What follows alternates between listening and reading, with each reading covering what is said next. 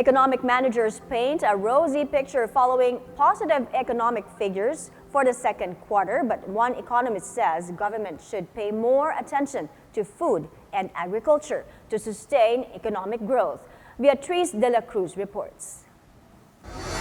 The country grew in the second quarter despite inflationary pressures and the impact of El Nino on consumer spending, according to the Philippine Statistics Authority. The country's gross domestic product or GDP rose to 6.3% year-on-year. Ang mga sektor na may pinakamalaking kontribusyon sa pagtaas ng GDP sa ikalawang quarter ng taong 2024 ay ang mga sumusunod. Construction na nag-ambag ng 1.3 percentage points. Wholesale and retail trade, repair of motor vehicles and motorcycles na nag-ambag ng 1.0 percentage point.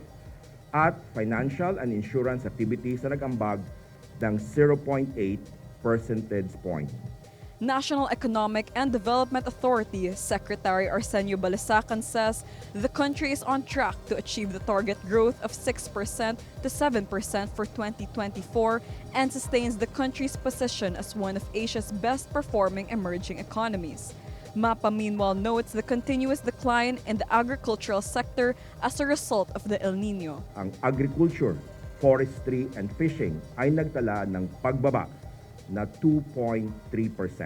Security Bank Senior Assistant Vice President and Chief Economist Dan Rosas also points out the struggles in the agriculture sector might be getting worse. It has been contracting for 3 consecutive quarters, with a decline accelerating this second quarter at negative 1.6%. So this indicates challenges in food production and also rural economic activities. Rice production has been front and center of problems in agriculture. Executive Order 62, which reduces tariff on imported rice to encourage lower retail prices, is threatening local producers. By ensuring that we are monitoring, periodically reviewing the sector every 4 months and recommend to the government actions, including reversal of the tariff if that's required, to ensure that farm gate prices are not adversely affected.